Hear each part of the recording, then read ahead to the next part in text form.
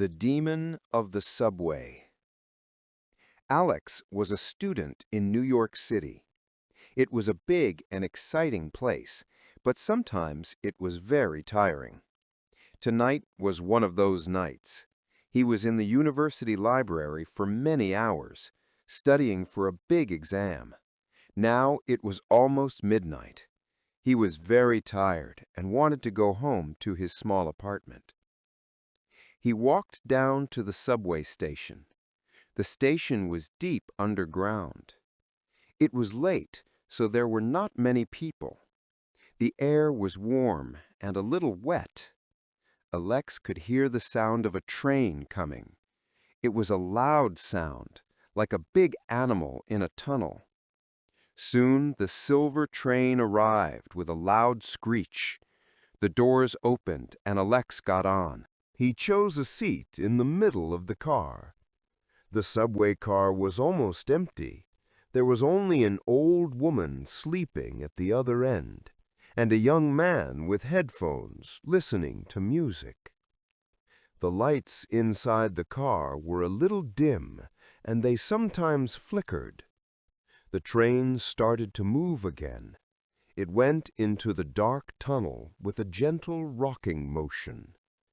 Alex looked out the window, but it was all black.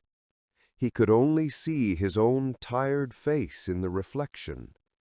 He closed his eyes for just a moment. The train stopped at the next station. The name of the station was Elm Street. The doors opened with a soft sound. A person got on the train. Alex opened his eyes and looked at the new person. It was a very tall man. He was wearing a long, dark coat, even though it was not cold outside. He also wore a big, dark hat that hid his face in shadows. The man moved very strangely. He did not walk like a normal person. It was more like he was gliding across the floor. The tall man did not sit down. He stood in the middle of the car, holding a metal pole. Alex felt a sudden cold. It was not the normal cold of the air conditioning. It was a deep, strange cold that came from inside him. He looked at the man again. The man was not looking at the floor or the door. He was looking straight at Alex. Alex felt very uncomfortable. He looked down at his phone, pretending to read a message, but he could feel the man's eyes on him. It was a very strong feeling, like a heavy weight on his shoulders. The young man with the headphones got off at the next stop. Now it was only Alex, the sleeping old woman, and the tall, strange man. The train went into another long, dark tunnel. Suddenly, the lights in the car began to flicker wildly. Flicker, flicker, darkness. Flicker, flicker, darkness. Each time the lights came back on, it felt like the tunnel was darker and the train was moving slower. Alex's heart started to beat fast. Thump, thump, thump, thump. He was scared. During one of the dark moments, he heard a sound. It was a soft, scraping sound, like nails on a chalkboard. When the lights came back on, Alex looked at the tall man. The man was closer now. He was only a few feet away. Alex could see his hands. They were very long and thin, and the skin was a pale gray color. The nails were black and sharp, like an animal's claws. The man spoke. His voice was not loud. It was a low, quiet whisper, but it was very clear in the silent train car. "You have a bright soul," the man said. "I can see it from far away. It shines like a little star in the darkness." Alex did not know what to say.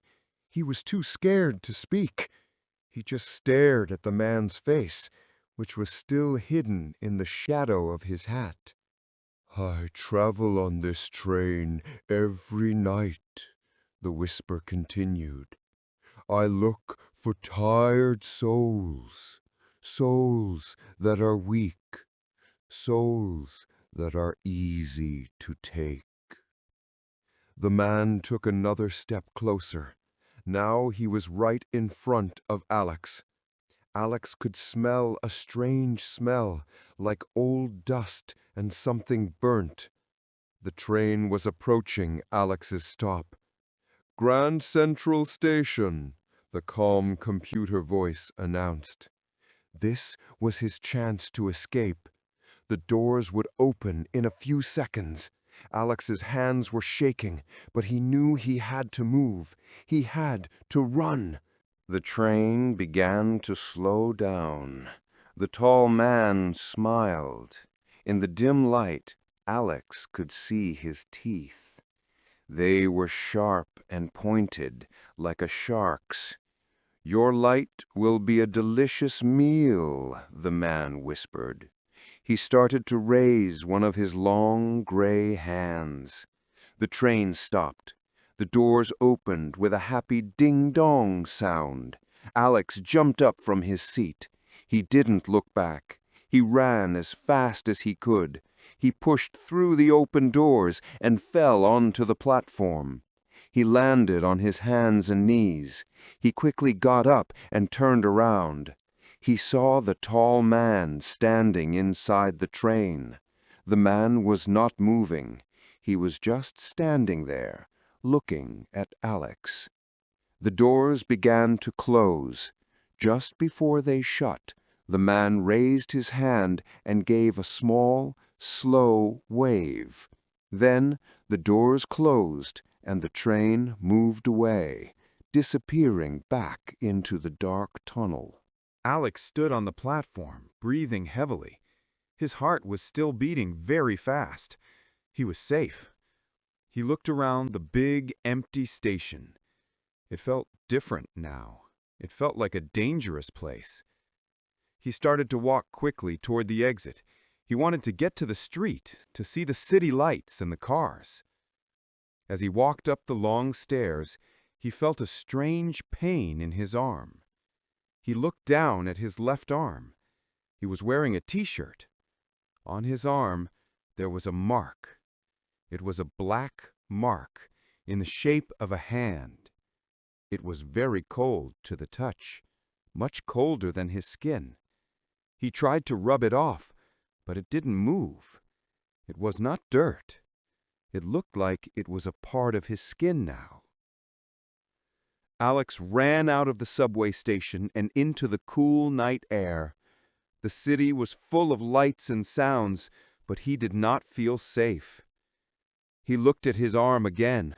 The black, hand-shaped mark was still there.